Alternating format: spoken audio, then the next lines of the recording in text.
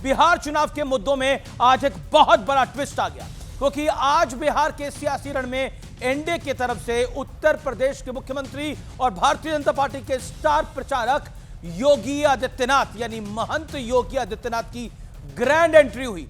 और बिहार में उन्होंने अपनी पहली जनसभा में योगी आदित्यनाथ ने विकास बनाम बुर्का का मुद्दा दे दिया। सीएम योगी ने यह भी कहा कि विपक्ष फर्जी वोट डलवाएगा लेकिन चेहरा नहीं दिखाएगा। यह मुद्दा इसलिए सामने आया क्योंकि चुनाव आयोग ने यह कहा था कि वोटिंग के दौरान बुर्का हटवाकर भी महिलाओं की जांच की जा सकती है। इस पर विपक्षी दल लाल पीले हो चुके हैं। बिहार के सियासी एक्शन में दो और बड़ी घटनाएं हुई हैं। एक तरफ एनडीए में सीट शेयरिंग का मुद्दा लगभग तय हो गया है, तो दूसरी तरफ महागठबंधन में अभी भी सिर्फ टौवल जारी है। सीट शेयरिंग पर अब तक बात नहीं बनी है, लेकिन कांग्रेस से लेकर राजद तक सबने नाम घोषित करने शुरू कर दिए हैं और कैंडिडेट्स को सिंबल भी बांटे जा रहे हैं। लेकिन आज सबसे बड़ा सवाल है कि क्या बिहार में सीएम योगी की एंट्री ने विपक्ष की को और फंसा दिया है। आज इसी पर देश की सबसे बड़ी बहस, बुर्का बनाम विकास, बिहार में 80-20 का दांव। तो क्या यह मुद्दा विपक्ष की जाति वाली सियासत की काट बन पाएगा? बिहार चुनाव पर आज का यह बड़ा कार्यक्रम।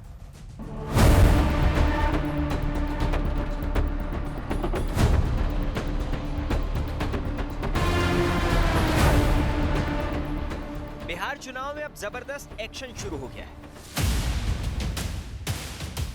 आज यूपी के मुख्यमंत्री योगी आदित्यनाथ बिहार के चुनावी मोर्चे पर थे, जहां उन्होंने विपक्षी दलों पर जोरदार प्रहार किया। कांग्रेस और आरजेडी ने एक सगोपा छोड़ा है कि विकास नहीं बुर्का चाहिए। फर्जी वोट डलवाएंगे लेकिन चेहरा नहीं दिखवाएंगे।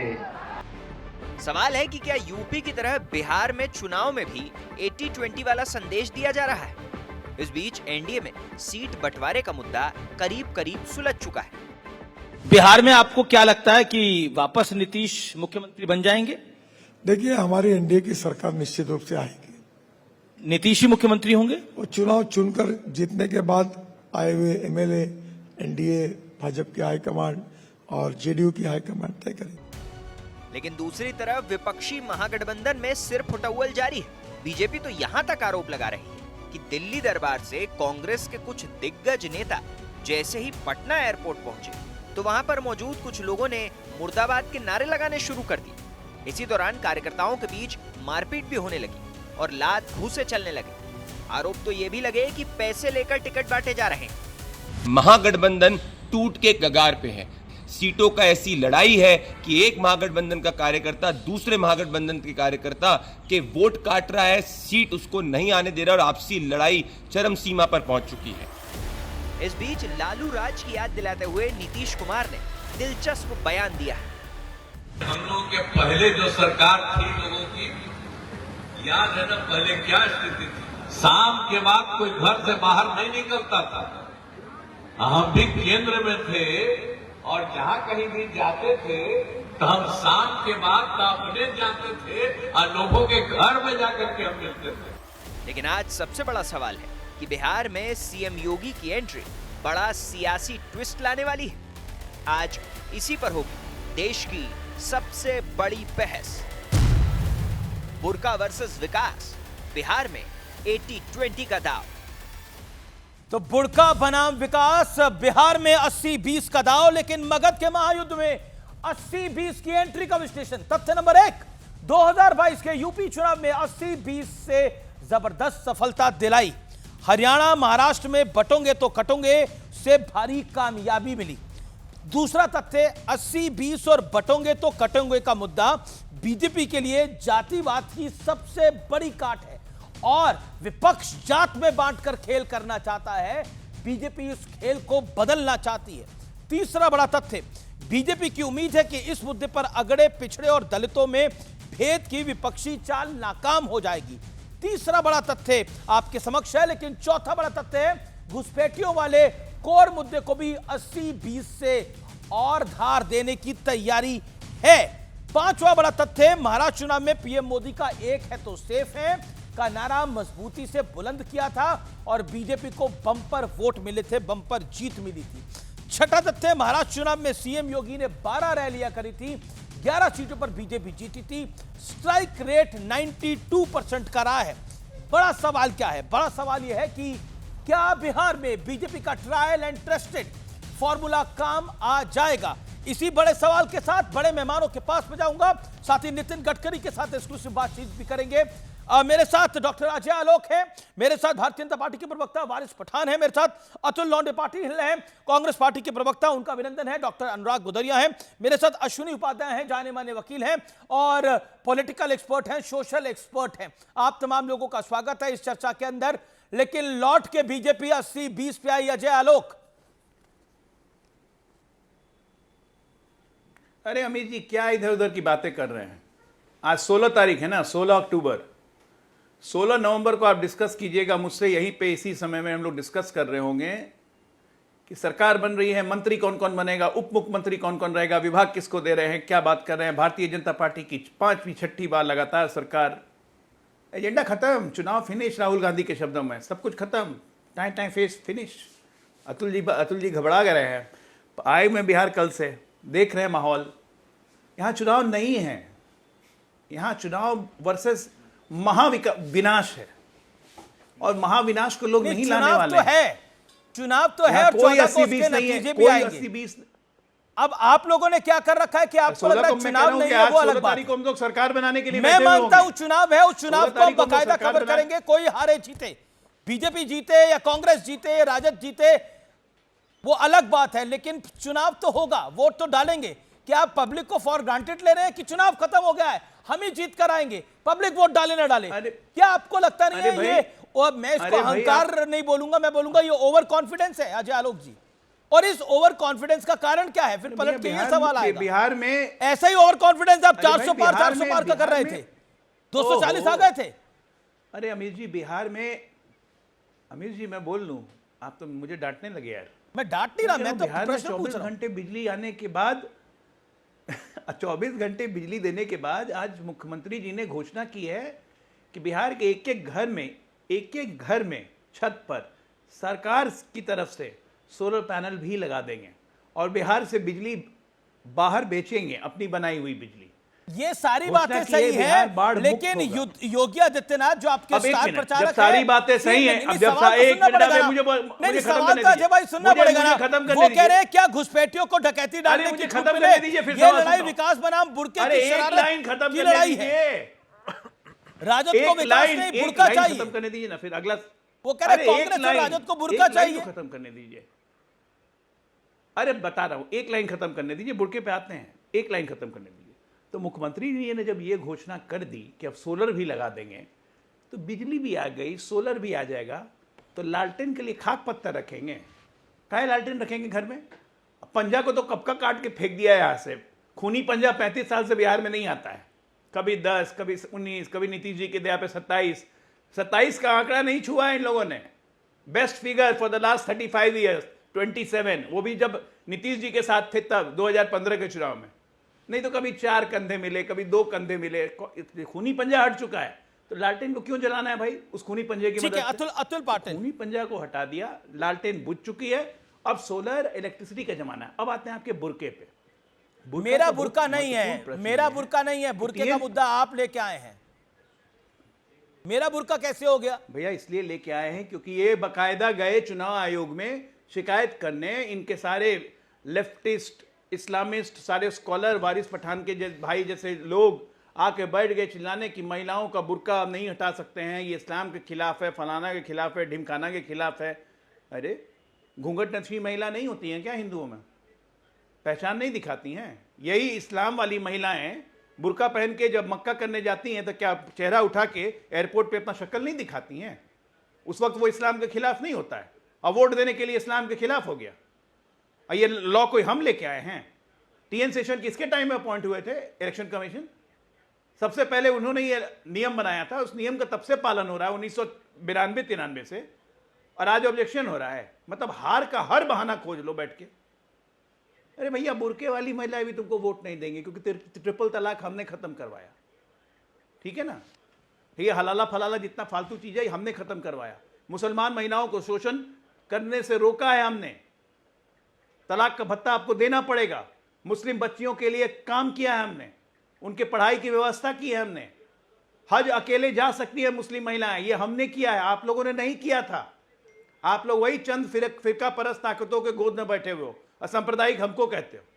सबसे बड़े जहरीली सांप्रदायिक ये कांग्रेसी हैं और इनका इकोसिस्टम है। ओके ओके, अब आपने बोल लिया। अतुल पाटिल देखिए, अब आप शांति रहिए। आप पिछले 2.5-3 मिनट बोले और आपने मेरे प्रश्न का जवाब जो था वो 70% तो नहीं दिया, 30% अपनी तरफ से दिया। ओके अतुल पाटिल, आपकी यहाँ तो खुद ही सर फटा हुआ हो रहा है।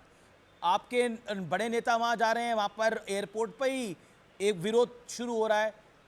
क्या आपको लगता है कि इस लड़ाई में एनडीए एक मनोवैज्ञानिक बढ़त लेने की कोशिश कर रहा है?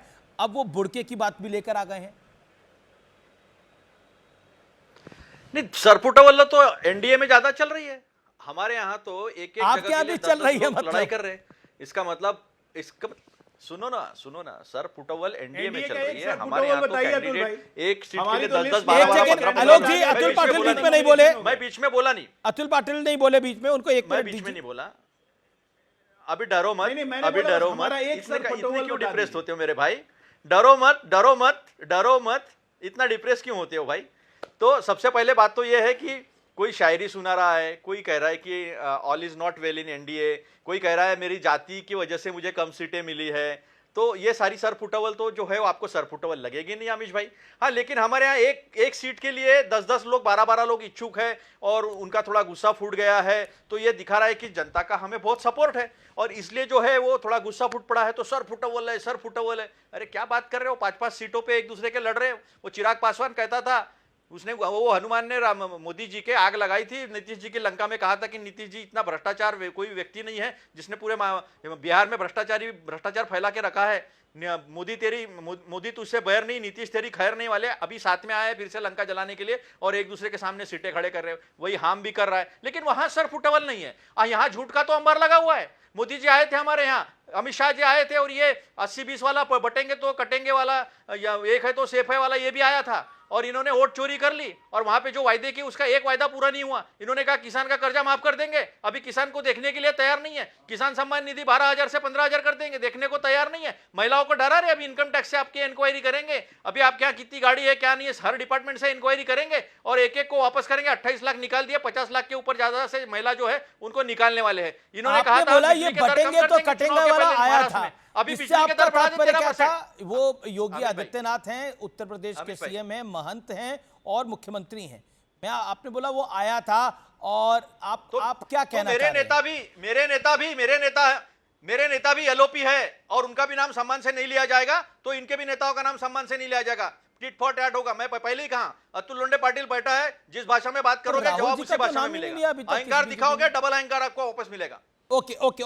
जिस तरह से नाम लिया जाता है आप अच्छे से सुनो, रिवाइंड करके सुनो। अच्छा, रिवाइंड करके सुनो। ओके, संवैधानिक पद है, संवैधानिक पद का सम्मान करना चाहिए। लेकिन नरेंद्र मोदी जी ने किसी ने कभी संवैधानिक पद का सम्मान नहीं किया है। तो अब मुद्दे पर आते हैं। इन्होंने कहा था बिजली कम हो जाएंगी, बिजली 10-10% से हर साल कम होंगी। आज 13% से जो है हमारे महाराष्ट्र में बिजली बढ़ी है और सोलर का छोड़ दीजिए, मेड़ा नाम की संस्था बड़ी खबर, नीतीश कुमार से मिलने जा रहे हैं अमित शाह। अमित शाह पटना पहुंच चुके हैं, नीतीश कुमार से मुलाकात करेंगे। अगले 3 दिन घेरा डालेंगे अमित शाह और भारतीय जनता पार्टी की रणनीति तैयार करेंगे। केंद्रीय गृह मंत्री अमित शाह बीजेपी के स्टार प्रचारक में से एक हैं और बड़े रणनीतिकार हैं।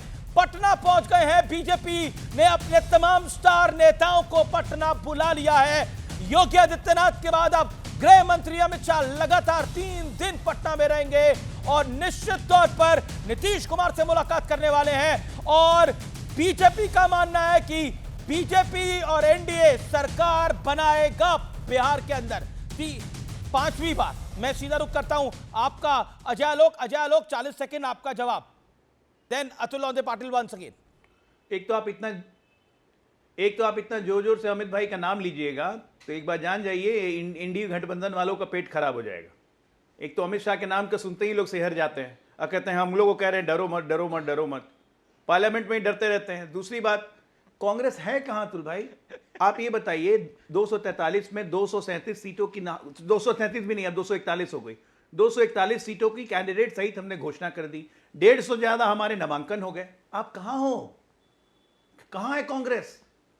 एक भी कैंडिडेट का घोषणा किया? या कांग्रेस ने, या आरजेडी ने, या माले ने लिखित घोषणा? एक भी कैंडिडेट का अभी तक नहीं। कल लास्ट डेट है नॉमिनेशन का। कहां गया गठबंधन? ओ महागठबंधन, ये लठबंधन है जो अपने ही सर पे बरस रहा है। कल पता है आपको, आपके दलित अध्यक्ष का महाराज सर फूटते फूटते बचा है। आपके कार्यकर्ताओं ने मारा है, हमने नहीं मारा। सीताराम केसरी की धोती आप ही के कार्यकर्ताओं ने खोली थी, एक अति पिछड़े अध्यक्ष की। कांग्रेस का तो इतिहास रहा है। आप संवैधानिक पदों की गरिमा की बात करते हो। मिस्टर राहुल गांधी ने फाड़ दिया था अध्यादेश, प्रधानमंत्री पद की यही गरिमा थी। चीन में ओलंपिक हो रहा था, हमारे प्रधानमंत्री से हाथ नहीं मिलाया चीनी प्रीमियर ने, सोनिया गांधी से पहले हाथ मिलाया। प्रधानमंत्री पद की यही गरिमा थी। भाषा में बात आप संवैधानिक पदों की गरिमा की बात करोगे? इसी भाषा में जवाब मिलेगा। कोई भाषा में नहीं। हमने एक तो राहुल जी का नाम ही नहीं लिया। हमने तो नाम ही नहीं लिया था। नहीं बिल्कुल, आप बिना मतलब का बोलना शुरू कर दिए। इसी भाषा में जवाब मिलेगा। बेसिकली आप लोग को ऑब्सेसिव कंपल्सिव न्यूरोसिस है। इसी भाषा में जवाब मिलेगा। आप लोग को इसी भाषा में जवाब मिलेगा। अभी सुनने आपने कहा जवाब मिलेगा। अरे आप देश को तो जवाब दे नहीं पाते हो। बदतमीजी जो है ना, आप अपने प्रदेश में जवाब दे नहीं पाते हो। बिहार में क्या जवाब दोगे? चैनल पर आकर मत कीजिए भाई। बिहार में क्या जवाब दोगे आप? हम काहे के लिए बदतमीजी करेंगे? सब जानता है कौन बदतमीजी करते हैं। चिल्ला के बोलने से अपनी बात प्रूफ तो हो नहीं जाती है, बीच में बोलने से। मैंने शांतिपूर्वक आपका बात सुना, इसलिए तो आपकी बात का जवाब दे रहा हूं, क्योंकि याद हो गया। आप मेरी बात शांतिपूर्वक सुनते नहीं, आपको याद नहीं रहेगा।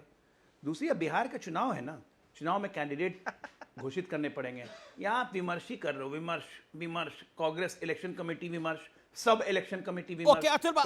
कभी खड़गे जी ने और भी मेहमान लालू जी को फोन खड़का दिया, उस पर विमर्श। अरे विमर्श करते करते कल डेट बीत जाएगा। अभी चुनाव किसे लड़ेंगे हम? विपक्ष का मजबूत होना जरूरी है भाई। ये तो बात सही है कि अभी तक 40 साल आपको विपक्ष में पहले जो कि एक बड़ा स्ट्रेस वाला बात है, आप लोगों की सीटें बट नहीं पाई हैं। ये तो निश्चित तौर पर चिंता की बात है। लालू यादव खुद डायरेक्टली फोन कर रहे हैं, कुछ तो विषय चल रहा है। नहीं, ऐसा है कि एनडीए अपने गिरेबान में झांकने से ज्यादा हमारे घर में झांक झांक के देखने की आदत है। वैसे भी नरेंद्र मोदी जो है दूसरे के बेडरूम में, दूसरे के बाथरूम में झांकने की उनको आदत है। मैं अभी मुंडी नहीं कहूंगा, नरेंद्र मुंडी नहीं कहूंगा, जैसा इन्होंने मेरे राहुल जी के बारे में कहा। प्रधानमंत्री जी है तो मेरे भी राहुल गांधी जो है एलओपी है। इन्होंने जिस तरह से उनका नाम लिया, जवाब वैसे मिलेगा। मैं अमित तड़ीपार नहीं कहूंगा, अच्छा नहीं लगता है देश के गृह मंत्री को तड़ीपार कहना, क्योंकि तुम जिस भाषा में बात करोगे उसी भाषा में जवाब मिलेगा। जाओ ना, सोलर पैनल लिए है ना, कुछ तो लिए होंगे, तो जाओ जाके सोलर पैनल में जाके ढूंढ के देखो। 70,000 करोड़ का घपला किया है। अरे अपने अंदर सोलर लगा लो, जल जाएगा। बलात्कार हो रहे हैं, दलित महिलाओं पे बलात्कार हो रहे हैं। यहाँ पे दलितों को अपने अंदर सोलर लगाओ, जलेगा। तो उसके बाद निकाल दिए थे। एक ब्राह्मण को दलित ने सवाल पूछ लिया था, तो जाके गांधी परिवार के अंदर सोलर लगाइए, दिमाग की बत्ती जल जाएगी। तुम्हारा जातिवाद, ये देखो मैं अभी सच बोल रहा हूँ ना, सच बोल रहा हूँ तो आपको मिर्ची लग रही है। आपका घर नहीं है, गांधी परिवार तो हिंदू भी नहीं है। बदतमीजी से बात करो आप घर में। यानी जो राजद और कांग्रेस का गठबंधन है वो जातिवाद की जाति पॉलिटिक्स करना चाहता है। बीजेपी जो है वो राजनीति करना चाहती है हिंदुत्व की। वो नहीं, एक फर्क है। देखिए, कांग्रेस और राजद जो है वो जाति की राजनीति में उनको लाभ है और बीजेपी को हिंदुत्व की राजनीति में लाभ है। दोनों अपने नीति पर काम कर रहे हैं। आरजेडी का वोट बैंक क्या है? MY, Muslim Yadav vote bank आएगा, उसके साथ एक और जाति आएगी तो राजद का खेल बन जाएगा। यूपी में एग्जैक्टली यही समाजवादी पार्टी के साथ है। और जैसे ही एक वोट बैंक प्लस होता है, एक बड़ी जाति साथ में मुसलमान, एक और जाति कोई वोट डालेगी तो सपा का खेल भी बन जाता है। और बीजेपी उसका काट यही है अगर हिंदुत्व की बात करेंगी। इसीलिए योगी आदित्यनाथ कहते हैं बटोगे तो कटोगे, और इसीलिए प्रधानमंत्री कहते हैं एक है तो सेफ है। और दोबारा बिहार के अंदर यही ट्राइड टेस्टेड फॉर्मूला दोबारा आ गया है। क्या इसका इंपैक्ट पड़ेगा? यह बड़ा प्रश्न है। मैं वारिस पठान आपके पास आता हूं, काफी देर से आप इंतजार कर रहे हैं। वारिस पठान, प्रश्न यह है इस समय कि 80-20 की एंट्री एक बार फिर हो गई है। कांग्रेस और राजद जिस तरह का चुनाव लड़ रही है, यह हम सबको दिख रहा है।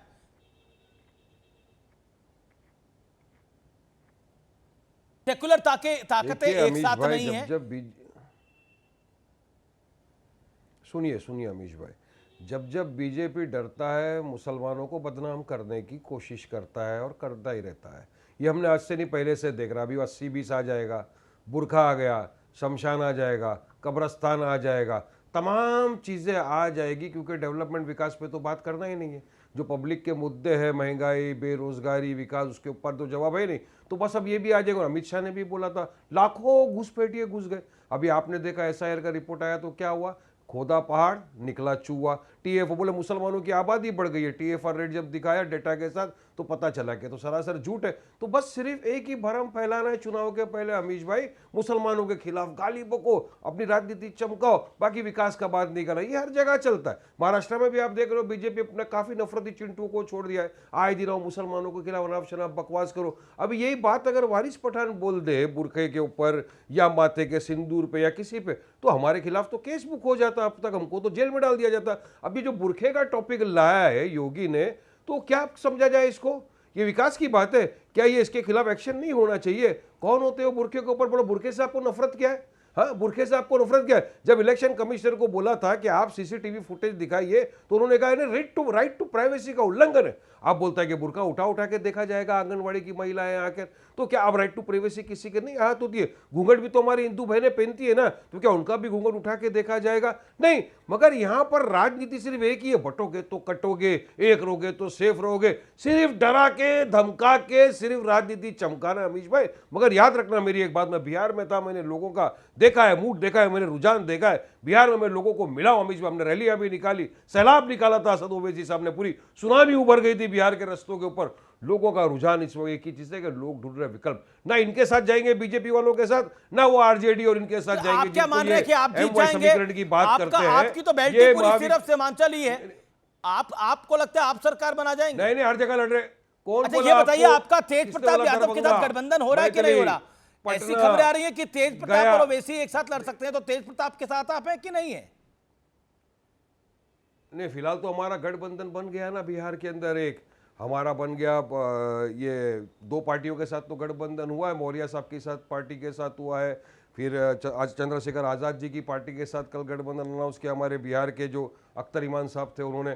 तो गठबंधन तो हमारा हुआ है, तीसरा पूरा मोर्चा तैयार हो रहा है, ग्रैंड डेमोक्रेटिक अलायंस तैयार हो चुका है, जो हक की बात करेगा, इंसाफ की बात करेगा। आपको लग रहा है कि कांग्रेस और राजद कंपटीशन नहीं दे पाएगी, आप लोग कंपटीशन की बात करेगा, डेवलपमेंट की बात करेगा। जी क्या बोला आपने? क्या आप कह रहे कांग्रेस कंपटीशन और कांग्रेस कंपटीशन नहीं देते पाएगी बीजेपी को, आप दे पाएंगे, लेकिन आप तो वोट कटुआ हैं। ये तो चाहते ही नहीं है बीजेपी को हराना। अरे ये कांग्रेस हो या RJD हो, ये चाहते ही नहीं है बीजेपी को हराना, NDA को हराना। वरना हमने तो पहले कहा था आओ साथ में गठबंधन करते हैं ताकि सेकुलर वोटों का विभाजन नहीं हो, मिल के हराएंगे बीजेपी को, इंश्योर करेंगे NDA की सरकार नहीं बने। 6 सीट मांगा था अमीश भाई, 6, 5 तो हमारे MLA थे ही, एक और मांगा था अलायंस करो, नहीं किया क्योंकि ये चाहते हैं विभाजन हो। होने दो, अब इनकी मर्जी, इनको जो करना है करिए अमीश भाई, हम तो पूरी ताकत के साथ लड़ रहे हैं, बिल्कुल पूरे फोर्स के साथ लड़ रहे हैं। चिल्लाने का नहीं, पप्पा पप्पा मेरी चॉकलेट छीन ली, मम्मी मम्मी मेरा दूध का गिलास ले लिया, फिर B team C team A team D team नहीं करने का। और ये हमने जो ऑफर दिया इसको हमारी कमजोरी नहीं समझना, हमारी ताकत है जो हम आपके पास आए और हमने कहा कि आइए साथ में गठबंधन। ओके अतुल पाटिल जवाब। मगर आपको नहीं, आपको हराना नहीं चाहते हो, आप हराना नहीं चाहते हो बीजेपी को, साफ है, देश ने देख लिया। हम लड़ रहे हैं अमीश भाई, और हमको यकीन है। ठीक है, अब वारिस पठान अतुल पाटिल को भी सुन लीजिए 40 सेकंड। अतुल पाटिल जी, क्या हुआ, अपने अस्तित्व का जब सवाल खड़ा होता है ना तो इसी तरह की छटपटाहट होती है। अब तक तो बीजेपी की B टीम करके काम कर रहे थे, तब तो जरूरत नहीं पड़ी, तब तो कभी पापा मम्मी जरूरत नहीं लगा। बोलेंगे पापा मम्मी हमें चॉकलेट चाहिए, कांग्रेस ये करेगी। मुझे बताओ, पापा पापा मेरी चॉकलेट छीन ली, मम्मी मम्मी मेरा दूध का गिलास। अरे तो क्यों गठबंधन नहीं किया, चलिए बताइए। अरे 14% का अगर यादव बन सकता है मुख्यमंत्री, तो 19% का मैं बात कर रहा हूं ना अभी, चुनाव आपके बीच में तो बोला नहीं मैं। 19% मुसलमान को टिकट नहीं देंगे, तो बोला नहीं मैं, उसको गठबंधन में आप नहीं लेंगे, आपके बीच में तो बोला नहीं मैं। फिर MY समीकरण की क्यों बात करते हो आप लोग? नहीं, आपके बीच में तो नहीं बोला मैं, आपके बीच में तो नहीं बोला मैं, आपका शांति से सुन लिया। आप क्यों बीजेपी की जैसा बिहेव कर रहे हैं? कम से कम आप तो शांति से सुन लो। तो मैं कह रहा था ये छटपटाहट जो है वो स्पष्ट तरीके से दिखती है 2014 के बाद, जिस तरह से आपने बीजेपी को जितवाने का काम किया है। अभी कुछ बोलने मत लगाओ और मुंह खोलने मत लगाओ। जो विपक्ष का था सबको ईडी, इनकम टैक्स, CBI का डर दिखाया गया, किसको नहीं दिखाया गया है ये पूरे महाराष्ट्र में और पूरे देश में सबको मालूम है। बीच में मत बोलो, बीच में मत बोलो, बीच में मत बोलो, बीच में मत बोलो, बीच में मत बोलो। मैं बोला नहीं था, अगर बीच में बोलोगे तो फिर वो आपकी क्या क्या ताकत है और ताकत से लड़ रहे हो लोगों को पता चल जाएगा। तो सवाल यह है, आप अपना लड़िए, आप अपना लड़िए। हमने कभी आपके ऊपर उंगली नहीं उठाई, आप उंगली उठाने की कोशिश न कीजिए। आप अपना लड़ाई लड़िए। लोकतंत्र है, लोकतंत्र में सबको लड़ने का आजादी है, तो आप लड़िए ना। तो आप हमको क्यों सवाल पूछ रहे हो? आप जो कर रहे हो जनता को दिख रहा है ना, इसलिए तो बिहार के बाद वेस्ट बंगाल में क्या हो सबने देखा। तो आप अपना लड़ाई लड़िए, हमको दोष मत दीजिए, हम अपनी लड़ाई लड़ते हैं। अरे अब हरियाणा में क्या हम लड़े थे? यहाँ तो ऐसा है कि नीतीश कुमार जी के बारे में जवाब देने के लिए तैयार नहीं। महाराष्ट्र में लोकसभा में हमको एक पे लड़े थे, आप तो सब पे लड़े, फिर दूसरा साफ हो गया आप लोग का। सुनिए ना भाई, मैं बीच में बोला नहीं। अच्छा ये बार बार कह रहे हैं कि चॉकलेट आप रोने, अब वो बार आप बार पुरानी एक बात कह रहे हैं कि कांग्रेस बाद में रोती है, पापा मम्मा हमारी चॉकलेट लूट के ले गए। आप ये बार बार मेरे को मत बोलो, बीच में मत बोलो, बीच में मत बोलो। आप गलत बोलेंगे, बीच में बोलूंगा, आगे बोलूंगा, पीछे बोलूंगा। आप गलत बोलेंगे, बोलूंगा। आपने इतना गलत बोला तो फिर मैं बीच में बोला क्या? थोड़ी सभ्यता तो रखो ना, फिर अगर चर्चा में आए हो तो पेशेंस रखो ना। आप इतने बीच में इतना झूठ बोल रहे थे, तो मैंने कुछ बोला क्या? आपके बीच में बोला क्या? मैंने सच बोला तो आपको तकलीफ हो गई, मिर्ची लग गई क्या? मैंने सच बोला तो तकलीफ हो गई, मिर्ची लग गई आपको? झूठ बोला इसके लिए बीच में बोला मैं। उठा के और बीच में बात बोल रहे हो। हरियाणा में हम चेहरा लड़े बता क्या रहा क्यों आ है रहे वारिस भाई, हरियाणा में हम आपका लड़े क्या चेहरा क्यों आ बता रहा है रहे वारिस भाई कि मैंने चोरी पकड़ ली और सच हमने जनता के सामने रख दिया, तो आप जो है उछल कूद करने लगे। आपकी वजह से बीजेपी सरकार में बैठी, आपकी नाकामयाबी की वजह से ये सवाल बीजेपी से पूछो, ये बात जिसने को देश का मानिए कि भट्टा आप बिठा लोग नहीं दिया, हरा सके अर्थव्यवस्था का बीजेपी भट्टा भी सब बिठा दिया, महिलाओं की असमत जो आपकी है वजह से। वो खतरे में, उस पे सवाल पूछो, शिक्षा खतरे में उसका सवाल पूछो, 80-20 करते हैं उसका सवाल पूछो, बटेंगे तो कटेंगे उसका सवाल करते हैं, मुसलमानों को डरा के रखा है उनकी तो फिक्र करो, किसी वोट की फिक्र करोगे? अरे हम तो पूरे देश की बात करते हैं, अरे वो तो सब देश को आपने कहते हैं डरो मत, मुसलमानों को कांग्रेस 70 साथ साल में खड़ी डरा है, के रखा, सबको बराबर न्याय 70 साल देगी और मुसलमानों संविधान के के साथ वोट न्याय देगी। घसीटते वो तो गए, कहना नहीं होता घसीटते गए, आपको। मगर उनके कांग्रेस लिए के करना बड़ा कुछ उछल नहीं। जाते हो, महाराष्ट्र में लोकसभा का चुनाव है, एक मुसलमान को टिकट नहीं दिया आपने, बीजेपी के सामने दुम हिलाते हो, एक मुसलमान को टिकट नहीं दिया आपने, चलिए मुसलमान की आप क्या बात कर रहे हो? पूछा क्या 70 करोड़ महाराष्ट्र में लोकसभा के चुनाव में इन्होंने कितने गबन मुसलमान किया, को टिकट दिया उसके ऊपर आपने? सवाल पूछा? एक को भी इतने नहीं खून और इतने बलात्कार हो रहे उसके ऊपर सवाल पूछा आपने कभी सवाल उनको? नहीं, एक पूछा। सेकंड यही दिख जाता है कि मैं आप तो किसके साथ स्टार्ट ही खड़े किया हो, डेवलपमेंट और विकास के यही मुद्दे दिख से। जाता है आप किसके साथ खड़े हो। मैं तो स्टार्ट ही किया डेवलपमेंट, विकास, बेरोजगारी के मुद्दे से। आपने सिर्फ एक अच्छा, ही मुद्दा कौन उठाया। किसकी आप चॉकलेट मुझे छीन थोड़ा रहा बहुत है? एक सेकंड, आप कौन बीजेपी किसकी को चॉकलेट दिखा छीन रहा है? अनुराग आपकी भदौरिया, वजह से बीजेपी अनुराग भदौरिया, सरकार एक सेकंड, अजय उपाध्याय, मैं जान रहा हूं आप काफी देर से नहीं आए हैं, 10 मिनट से चर्चा में नहीं। अनुराग भदौरिया, कौन किसकी चॉकलेट छीन रहा है? जी, आपको भी मुस्लिम चाहिए, आपको भी यादव देखिए, चाहिए, आज साथ में एक आपने- और जाति चाहिए, चॉकलेट किसकी छीनी जा रही है?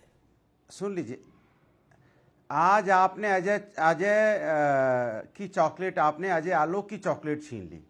आपने 2 सवाल क्या पूछे, वो डर के मारे कह रहे हैं आप मुझे डांट रहे हो।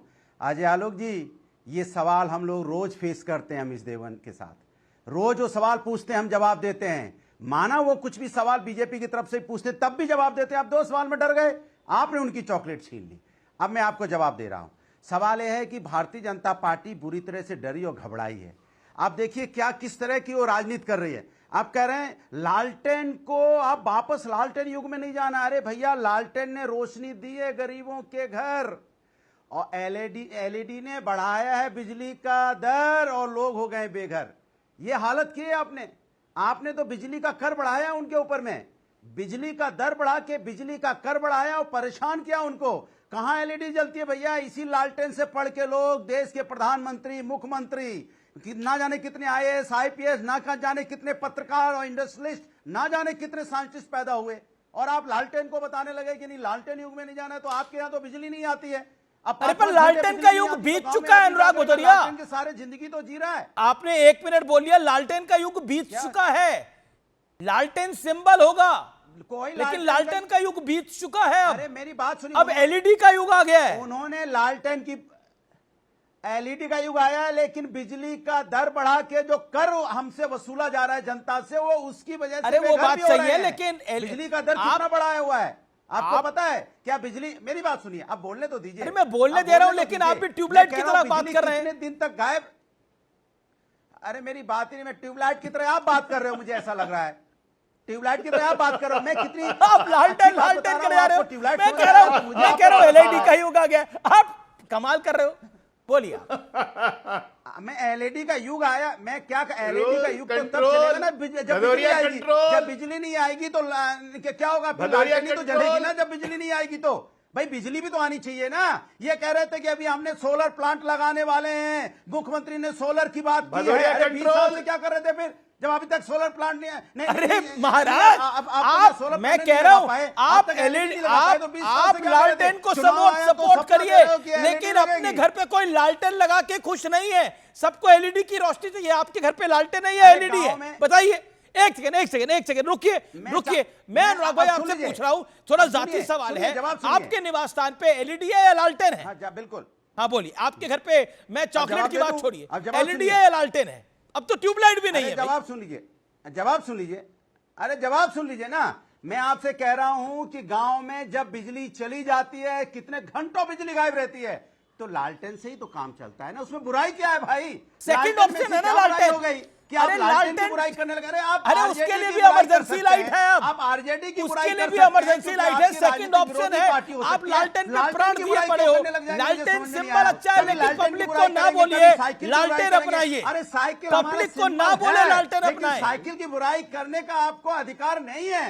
आप समाजवादी की कोई बात कह सकते हैं, लेकिन आप लालटेन की बुराई करेंगे, साइकिल की बुराई करेंगे। मैंने तो साइकिल के बारे में कुछ बोला ही नहीं। साइकिल तो हेल्दी है, साइकिल चलाना तो हेल्दी है। मैं खुद चलाता हूं साइकिल, इसमें क्या बड़ी बात है?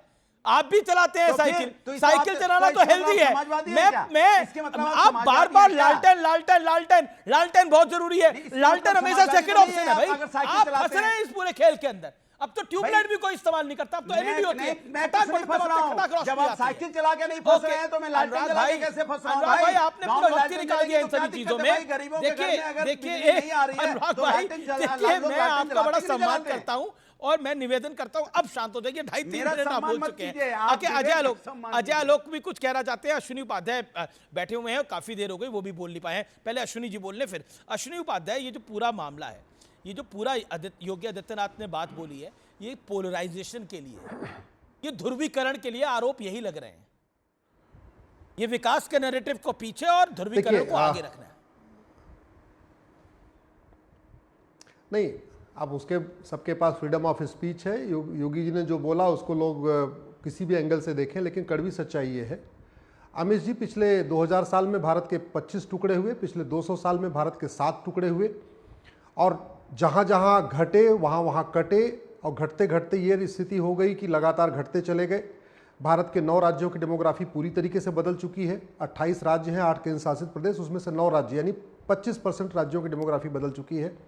भारत में कुल 800 जिले हैं, 800 जिलों में से 200 जिलों की डेमोग्राफी बदल चुकी है, यानी 25% जिलों की डेमोग्राफी बदल गई है। भारत में कुल 6000 तहसीलें हैं, उसमें से 1500 तहसीलों की डेमोग्राफी बदल गई है, यानी 25% तहसीलों की डेमोग्राफी बदल गई है। भारत के बॉर्डर पे कुल 300 तहसीलें हैं, उसमें 300 आपको रोक रहा हूं। कांग्रेस ने बड़ा वार किया है। कांग्रेस ने कहा है कि योगी आदित्यनाथ नफरत भरी बातें करते हैं, बिहार में योगी आदित्यनाथ वाला मॉडल नहीं चाहिए। कांग्रेस का बड़ा हमला है योगी आदित्यनाथ के बयान के ऊपर। जवाब अश्विनी उपाध्याय, नफरत फैलती है इन सब चीजों से। मैं योगी जी का बहुत सम्मान करता हूं, इसलिए सम्मान करता हूं क्योंकि उनका भी ये मत है कि मानवाधिकार मानव का होता है, दानों का नहीं। दुर्भाग्यवश कुछ लोग दानों का भी मानवाधिकार ढूंढते रहते हैं, तो इसलिए योगी जी इतने पॉपुलर हैं क्योंकि उनको मानव और दानों का अंतर पता है। योगी जी को धर्म और मजहब का अंतर पता है, धर्म और रिलीजन का अंतर पता है। कड़वी सच्चाई ये है कि जहाँ जहाँ हिंदू घटा है वहाँ वहाँ वसुधैव कुटुंबकम की भावना खत्म हुई है, नारी तू नारायणी की भावना खत्म हुई है, सर्वमंगल मांगल्य की भावना खत्म हुई है, सर्वे भवन सुखने की भावना खत्म हुई है। कड़वी सच्चाई है कि जहाँ जहाँ हिंदू घटा है वहाँ न सेकुलरिज्म काम करता है, न संविधान काम करता है, वहाँ कुछ और ही काम करता है। और ख़ास तौर पे मैंने अभी सुप्रीम कोर्ट में जो नोटिस किया, और आज भी SIR पे सुनवाई हुई है, SIR के पक्ष में केवल एक पिटिशनर है, मेरी PIL चल रही है, पूरे देश में SIR होना चाहिए, और 20 PIL हैं जो कह रही है SIR नहीं होना चाहिए। आश्चर्य की बात है, फ्री एंड फेयर इलेक्शन में सबको कहना चाहिए भैया एक काम करो, फर्जी वोट काटो, फर्जी वोट काटो। बिहार में SIR न हो इसका विरोध करने के लिए 20 पिटीशन आई हैं, उसमें सांसद भी हैं, विधायक भी हैं, भूतपूर्व मंत्री भी हैं, और बड़े बड़े दिग्गज वकील होकर लगातार ये दलीलें दे रहे हैं कि कैसे करके SIR कट जाए। मैंने तो एस्टिमेट किया था कि भारत में 5 करोड़ फर्जी वोटर है, लेकिन अब लग रहा है कि भारत में लगभग ये आंकड़ा 7 करोड़ तक जाएगा, क्योंकि अगर 65 लाख फर्जी वोटर बिहार में हो गए, इसका मतलब बंगाल में ये आंकड़ा लगभग 1 करोड़ जाएगा, असम में लगभग आंकड़ा 1 करोड़ जाएगा। बस अपनी बात खत्म कर रहा हूं, कड़वी सच्चाई ये है कि बिहार के 1/3 जिलों की डेमोग्राफी बहुत बदल चुकी है। बिहार में केवल 80-20 नहीं है, बिहार के कुछ जिलों में 70-30 है, बिहार के कुछ जिलों में 60-40 का रेशियो है, और बिहार के कुछ जिलों में 50-50 का रेशियो हो चुका है और कुछ जिले तो ऐसे हैं जहां हिंदू 40% हो चुके हैं, ओके, वारिस पठान, वारिस 60% हो चुके वारिस हैं। पठान, इसलिए वारिस पठान जवाब इस बात का। देखिए अमीश भाई, देखिए वो अमीश भी भाई, वकील हमारी हैं, आप लड़ाई भी क्या वकील थी? हैं पेशे से। हिस्सेदारी की लड़ाई थी। हमने ये कहा था कि जब 14% वाला यादव अगर मुख्यमंत्री बन सकता है तो 19% वाला मुसलमान को क्या अधिकार नहीं है हिस्सेदारी का? क्या उसको नहीं चाहिए डेवलपमेंट, विकास का? बराबरी क्यों नहीं देते उनको? हमने इसलिए कहा था कि आइए साथ में, क्योंकि यही बोलते थे ना महाविकास आघाड़ी के वक्त भी कि जिसकी जितनी संख्या भारी उसकी उतनी हिस्सेदारी। अब अगर उस हिसाब से आप देखो तो बिहार के अंदर 38 जिले तो मुसलमान 19% है। आप डिवाइड कर लो कितने लोगों को मिलना चाहिए टिकट, मगर यकीन मानो अमीश भाई किसी को नहीं मिलेगा। 10% भी लोग नहीं बात मानेंगे। और हम जब साथ में जाने की बात करते तो कांग्रेस वाले हमारे ऊपर बेबुनियाद इल्जाम लगाते हैं। खुद के अंदर सेल्फ इंट्रोस्पेक्शन कभी नहीं किया है लोगों ने। हरियाणा में पूरा सुपड़ा साफ हो गया, जहाँ हरियाणा के ऊपर से तो असद ओवैसी का हेलीकॉप्टर भी नहीं गया था, फिर क्यों हार गए? देखिए ये चाहते नहीं है कि बीजेपी को हराए, ये चाहते नहीं है कि एनडीए को हराए, हम चाहते हैं बीजेपी को हराए। इसलिए हमने बोला कि सेकुलर वोटों का विभाजन न हो, साथ में आ जाते। मगर यहाँ बैठ के बस सिर्फ इल्जाम लगाना, बेबुनियाद बातें करना और मुसलमानों के वोटों को अपना अधिकार। पेट्रोल डीजल का कर जो फर्ज निभा रहे हो आप, अच्छी बात है, इसके लिए बधाई के पात्र हो। जो डीजल पेट्रोल आपको आपके हेलीकॉप्टर में डल रहा है उसका कर जो फर्ज बड़ा आरोप है अनुराग। सब देख रहे हैं। आप सत्ता से सवाल नहीं पूछ रहे हो, अरे आपको तो शर्म आना चाहिए सवाल नहीं पूछ रहे हो, दलितों पर अन्याय हुआ बिहार में सवाल नहीं पूछ रहे हो, पुल गिर जा रहे सवाल नहीं पूछ रहे हो, हॉस्पिटल के अंदर में गोलियां चल रही हैं, अनुराग बारिश में नहीं बोले, अखिलेश ने मुंह से वहां पे लाठियों की बारिश हो गई, वहां पे रोजगार मांग रहे हैं, पटना में तो बड़ी सवाल बात नहीं बोल रहा पूछ हूं। रहे हो, सवाल एक सेकंड ऑडियो डाउन, अनुराग आपको ऑडियो डाउन करो 10 सेकंड के लिए। ओके ओके 10 सेकंड के लिए वारिस साहब बोलिए, 10 सेकंड के लिए आप बोलिए, फिर अनुराग 10 सेकंड के लिए आप बोलिएगा। ओके देखिए ये अनुराग भाई ये बात कर रहे हैं, इकरा हसन इन्हीं की सांसद है, मुसलमान सांसद है, उसको इतने बड़े बड़े अक्षरों से बुलाया गया, मुल्ली कहा गया, खराब नामों से बुलाया गया, बेचारी इमोशनल हो गई। अभी तक अखिलेश यादव ने अपने मुंह से उसके खिलाफ एक अल्फाज नहीं बोला, उनको सपोर्ट में एक अल्फाज नहीं बोला। ये मुसलमानों की बैठ के यहाँ पे बात करेंगे, क्या इनसे मुसलमान एक्सपेक्ट करेगा देश का, भारत का? बताइए मुझे, क्या बिहार के मुसलमान के लिए करेंगे? बिहार में तो इनका कुछ है भी नहीं। अरे भाई आजम खान को तो जेल में थे, वो तो बाहर इकरा हसन की बात कर रहा हूं। ओके ठीक है, ओके ओके ओके अनुराग 10 सेकंड। ओके ऑडियो वारिस साहब आपका ऑडियो डाउन है, एक सेकंड देखिए। ओके अजय आलोक काफी देर से नहीं आए हैं। ओके क्विकली अनुराग 30 सेकंड। आप तो मुसलमान के ओके अनुराग भदौरिया 30 सेकंड की बात से पता चल, देखिए बारिश भाई की बात से पता चल गया कि इनके पेट्रोल जो मिल रहा है ना हेलीकॉप्टर में, वो कहां से आ रहा है। अरे सवाल विपक्ष से पूछ रहे हो, सवाल सत्ता से पूछना है। बिहार में चुनाव पूछिए, दलितों के घर क्यों जला दिए गए, पूछिए हॉस्पिटल में घुस के क्यों गोली चल रही है, पूछिए आप किस तरह से रोजगारों पे लाठियां बरसाई जा रही है, पटना में जो रोजगार मांगने जा रहे हैं आप पूछ रहे पुल क्यों गिर जा रहे हैं, भ्रष्टाचार क्यों, सवाल नहीं पूछ पा रहे हैं। सवाल विपक्ष से पूछ रहे हैं, आप बताइए, आप बताइए। अरे विपक्ष बताएगा, इसके मतलब आपकी जो डीजल पेट्रोल है ना वारिस जी, कहां से आ रहा है हेलीकॉप्टर भो भो भो भो भो जो उड़ रहा है, इसका हिसाब भी नहीं हो रहा है। तो सब समझ में आ रहा है कि आप किसकी पार्टी की बात कर रहे हैं, किसका बी टीम है। आप वारिस हेलीकॉप्टर भौ भौ भौ कर रहा है आपका, डीजल पेट्रोल कहां से ला समझ रहे हैं ना आपको क्या कह रहे हैं ये लोग? नहीं आपका हेलीकॉप्टर भौ भौ करता है। मैं समझ रहा हूं। अरे अमीश भाई वो तो बिहार की जनता भी इनको जवाब देगी ना। हमारे लिए तो देखिए एक तरफ बीजेपी एनडीए, दूसरी तरफ ये अनुराग शांति आपके नहीं बोले बारे जो लेके निकल गए सोशल, मगर करते कुछ नहीं। रैली निकाला हमने, सैलाब निकाल लिया। ठीक है, बिहार का अजय आलोक की बात करता हूं। Ajay Alok and Atul Londhe Patil. Ajay Alok okay okay Waris Pathan, Anurag Bhadauria, शांति। अजय आलोक आप काफी देर से हाथ खड़ा कर रहे थे, मैं माफी चाहता हूं, बोलिए आप 30 सेकंड। देखिए अभी इतनी देर की डिबेट मैंने सुनी, अनुराग भदौरिया का परम ज्ञान सुना। लालू जी ने कांग्रेस के एक अध्यक्ष होते थे 2-3 साल पहले, उनका नाम था भक्त चरण दास। उनको कहा था ये भक्त चरण दास नहीं है, ये भगचोनर दास है। भगचोनर बिहार में एक शब्द होता है जिसका मतलब कि दिमाग की बत्ती गुल और आंख की बत्ती गुल, मतलब जो पागल और अंधा दोनों। वैसे ही अनुराग भदौरिया बात कर रहे हैं। एलईडी जब से आया, इंट्रोड्यूस हुआ, मोदी जी ने इंट्रोड्यूस किया, 280 रुपए का एलईडी 30-60 रुपए में देना शुरू किया पूरे देश में। एलईडी से 30% देश में बिजली की खपत कम हुई। ये कहते हैं कि एलईडी लगाने से बिजली का बिल बढ़ जाता है। अरे भैया पढ़े लिखे आदमी ये डिबेट आपका देखते हैं, अनपढ़ भी देखते हैं, सोचते होंगे कि भदौरिया जी है क्या। अब एक रमेश जी को बीच में मैं नहीं बोला किसी के, ये हालत है, मैं किसी के बीच में नहीं बोला, तो लालू जी का शब्द नहीं के 15 मिनट से वेट कर रहे थे अपने टर्न का, 12-13 मिनट से। ओके बोलिए 10 सेकंड और। लालू जी का भी शब्द इन्हीं के ऊपर जाएगा जो उन्होंने कांग्रेस अध्यक्ष के लिए बोला था। ठीक है, ये ऑन रिकॉर्ड है। अब आते हैं दूसरे पे। आज तक मैं आपके पूरे दर्शकों से चैलेंज करके पूछता हूं, चैलेंज करके, आपके क्या आपके दर्शकों ने आज तक जिस तरह आज लड़ते हुए देखा वारिस पठान से कांग्रेस को, वारिस पठान से अनुराग भदौरिया को, क्या कभी कांग्रेस और अनुराग भदौरिया को हमसे हिंदुओं के लिए लड़ते हुए देखा है? ये आपका पॉइंट हिंदुओं है। के हक के लिए कभी ये लोग लड़ाई किए?